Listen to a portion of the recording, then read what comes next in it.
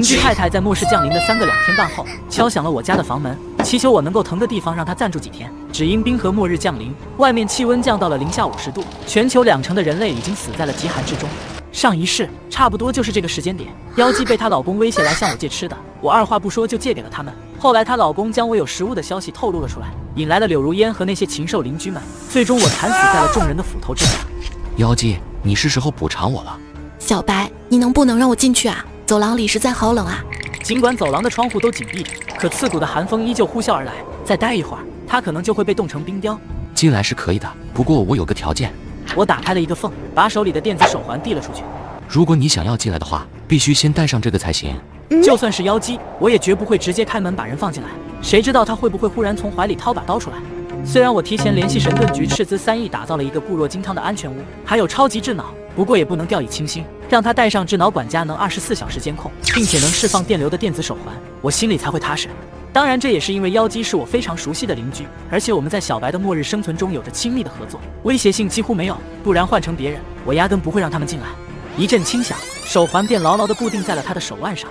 客厅的大管家也给出提示，他已经成功连接上了手环，没有经过我同意，他是无法自己摘下来的，并且手环还有视频监控、语音监听以及定位一系列功能。手环的充电方式也很先进，可以隔着200米的距离穿透厚厚的混凝土墙壁，与房间内的电源进行无线充电。使用者每1秒都处于管家的绝对监控之下，根本无法做出伤害行为。一阵细小的电流划过身体，让妖姬轻轻一颤。这是管家在确认手环有无故障、准备妥当之后，我便把厚重的门栓挪开，然后开始解锁起了门内的3道全锁人脸。堡垒般的安全屋终于迎来了他的第一位客人。妖姬看着天堂般的景象，难以置信地瞪大了美眸。一股热浪迎面而来，瞬间驱散了走廊的寒冷。客厅明亮温暖，装修更是奢华，茶几上还摆着一碟吃了一块流着黄油的金灿灿大羊排，旁边还有色泽鲜美的蔬菜沙拉和一瓶年份很久的红酒。墙壁中央还有一个精致的壁炉，内部燃烧着熊熊火焰。对比其他业主甚至是自己那冰冷的家，这里温暖的简直像是天堂。此时妖姬脑海中只剩下一个念头，可以住在这里该有多好。说吧，你来找我有什么事？我想来借点食物。借食物？你也知道现在是什么情况，食物的珍贵性不用我多说吧。我可以出钱买的，不会白拿。此时的妖姬还以为这场席卷全球的暴雪会在一段时间后退去。我打造这个庇护所就花掉了3个小目标，你觉得我想要的是钱啊？那你想要什么？妖姬心里顿时没了主意，除了钱，他还能给我什么？跟我来吧。2个半小时后，此时客厅安静无比，只有壁炉内柴火燃烧发出着咔嚓声。妖姬已经瘫软在了沙发上，我站在巨大的落地窗前，望着窗外纷飞的雪花，神清气爽。这过得可比上一世舒服多了。这时我的手机响了起来，是业主群的消息。许多业主开始抱怨说已经开始了停水停电，甚至停止了供暖。原来已经到这个时间节点了，刚才玩得太入迷了，我都忘了。就在今天下午，整座小区的电力会全部瘫痪，在断电的影响之下，自来水也不能正常供水，这让幸存者们的生活更加雪上加霜。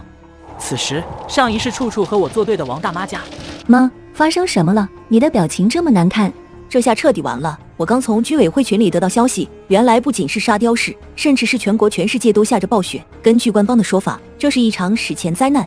要是想要活下去，就必须尽快囤积足够的物资。末世真的来临了，我想到了一个好主意，我们可以利用居委会的身份，挨家挨户把邻居的物资都骗过来。趁着那群业主没反应过来，咱们能骗多少就骗多少。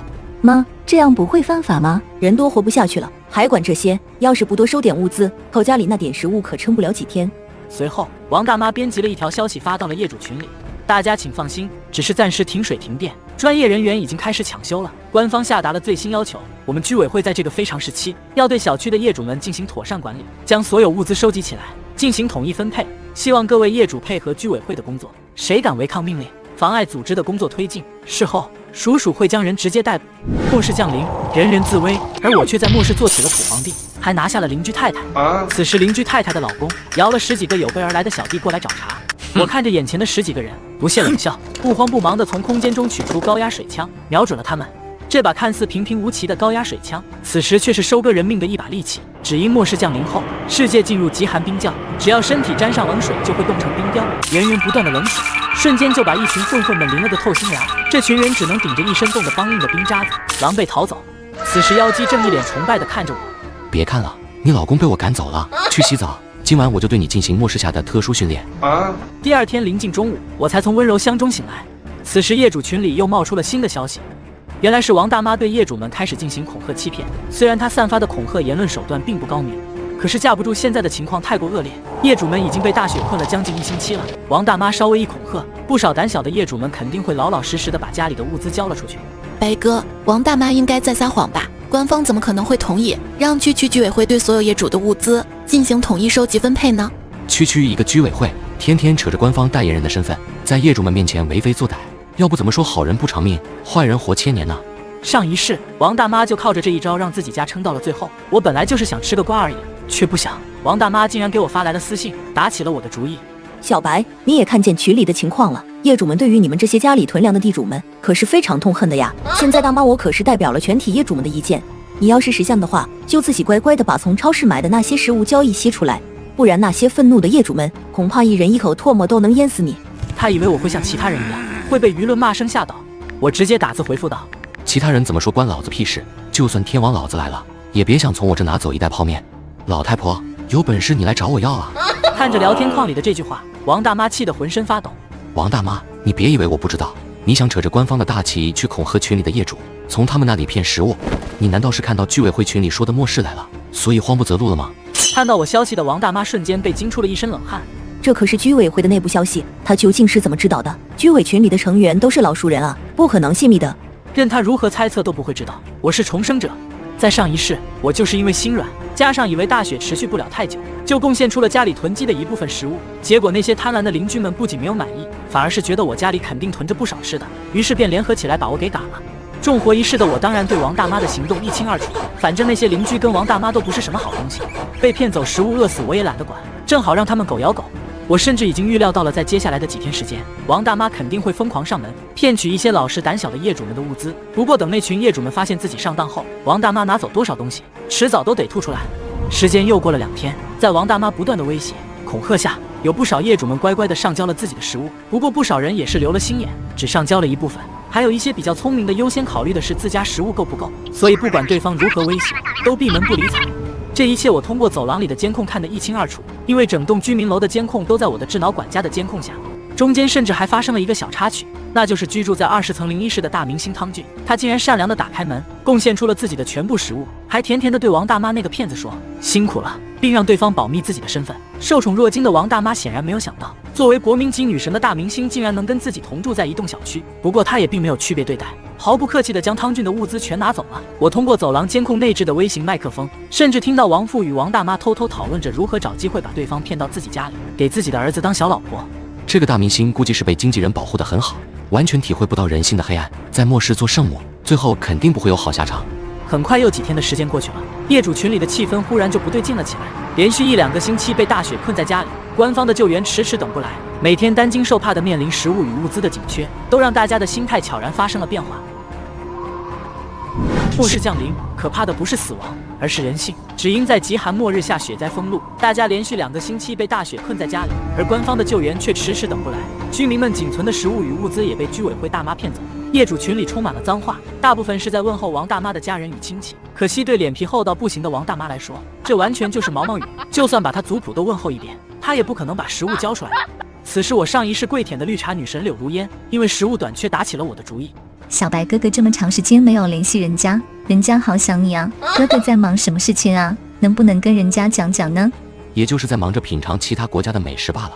闻言柳如烟不由得一愣，忙着品尝美食，还是其他国家的？偏滚呢？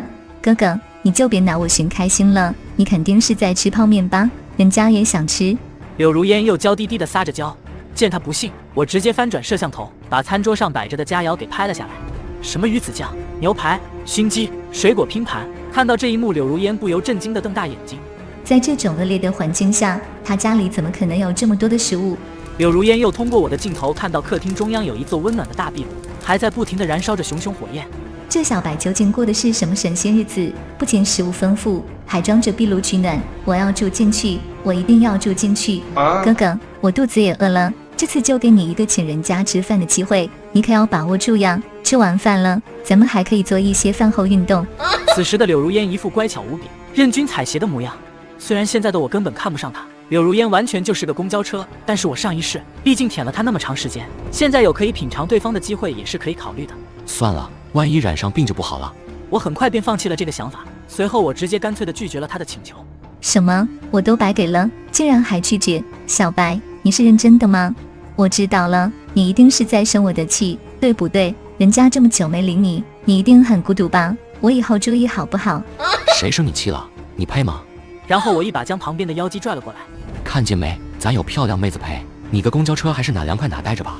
柳如烟顿时急眼了。对于绿茶来说，最不能忍的就是自己的舔狗堂而皇之的被其他女人吸引走。我直接挂断了电话。刚才配合得很好，想要什么奖励，我都可以满足你。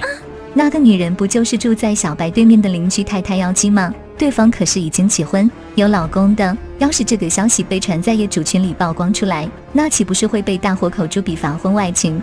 小白，你等着吧，我会让你成为整栋楼里人人都唾骂的耻辱。他很快编写了一段文字，控诉我们是如何的不知廉耻，再加上那张妖姬躺在我怀里露着一截雪白大腿的截图，直接发送进了群里。这不是住在23层雨林的妻子吗？怎么跟小白勾搭上了？我就说她是个水性杨花的女人。果然，被图片吸引的业主们很快就热烈地讨论了起来。不一会，消息一条接着一条，犹如刷屏一般。是小白强制拘禁了我老婆，他家囤了一堆食物，承诺分我加点，结果我老婆进去后，他就不放人了。妖姬丈夫的话直接把我推到了风口浪尖上。小白平时看上去老实巴交的，结果却做出这种人神共愤的事。就是啊，擅自拘留他人人身自由可是犯法的。等雪灾过去，我非得报警，把这个混蛋逮进局子去。真不是人啊！可怜的妖姬肯定受到了惨无人道的虐待，希望人没事。小白，你活该！谁让你骂我公交车？这下你自己名声臭了吧？管家东西准备好了吗？主人准备好了。很好，是时候反击了。别以为我不出门就治不了你们了。刚才我没有第一时间回复群聊，就是在配合管家去收集一些有趣的证据。很快，我一连串猛料就发了出来。14楼1403真大，15楼1501好笑。2位男业主私下进行聚会，使用众多道具，并附上3张高清无码图片。11楼1102蔡坤与13楼1301张丽私会，20后小伙与大妈不得不说的故事，并附上3个剧的 MP4 视频。15楼1502业主与15楼1501交换。这些视频与照片基本都是管家通过整栋楼的路由器等方式入侵到对方手机内部找到的，所以平时那些业主在私底下偷摸做什么事情我都一清二楚。可能是由于雪灾封路，许多人都处于长期压抑的巨大压力下，所以就放开自我。就比如上面发的那些猛料，就是刚才在群里骂的最狠的几个人。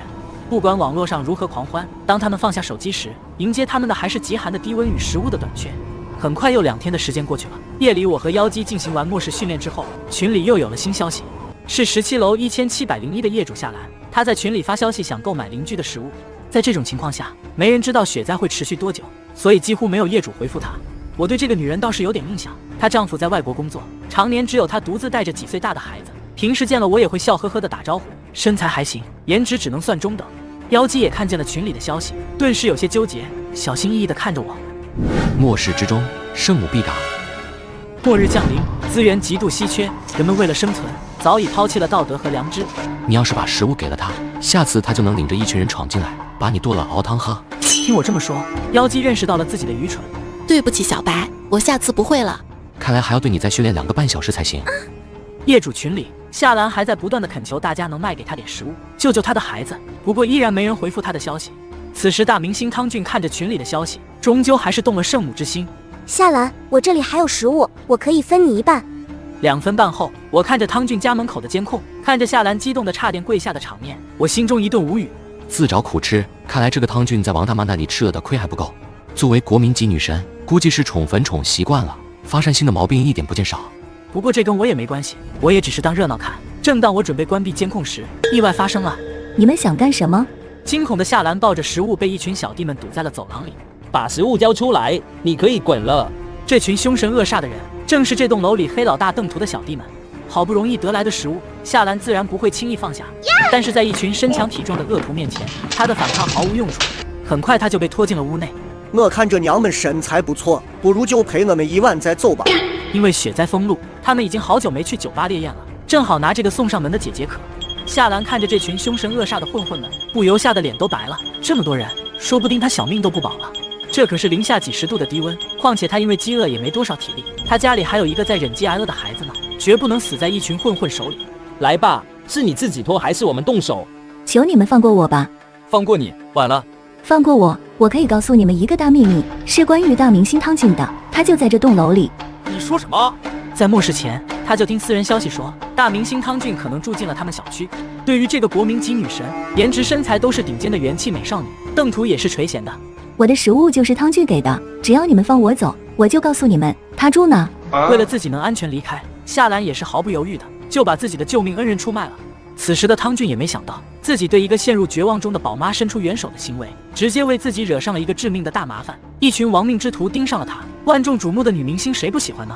邓图的小弟们其中都有不少汤俊的粉丝，不过他们大部分都是馋他的身子，一想到自己可以玩国民女神，他们就兴奋得不能自拔。你要是敢骗我们，老子就弄死你，你孩子也跑不了。汤俊就住在20层01房间，我告诉你们了，现在我能走了吗？滚吧！粉色装饰的房间内，汤俊正在吃着压缩饼干。虽然很多天没洗澡了，可不施粉黛的漂亮脸蛋依旧精致。就在这时，外面的防盗门被敲响了。汤俊来到了客厅，通过猫眼观察着走廊，只见走廊里一群拿着棒球棍的混子，正一边被冻得哆嗦，一边不停地用力地敲着门。你们说汤俊女神真的在这间房子里吗？我怎么有点不相信那个小娘们的话？他要是敢骗我们，有他好果子吃。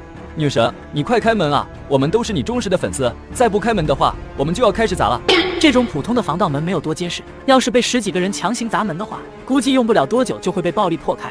这里没有什么汤俊，你们找错人了。可惜他那黄鹂般的喉咙，不管如何伪装，还是被小弟们瞬间听出来了。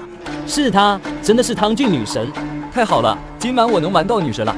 众人更激动了，防盗门被拍得轰轰作响。怎么会这样？汤俊被吓得俏脸煞白，连连后退几步，无助地抱起了双臂。从这群混混们的语言里，得知了是夏兰把自己出卖了。他不明白为何自己这么诚心诚意地帮助一个陷入绝望的母亲，可对方扭头，毫不犹豫地把自己出卖了。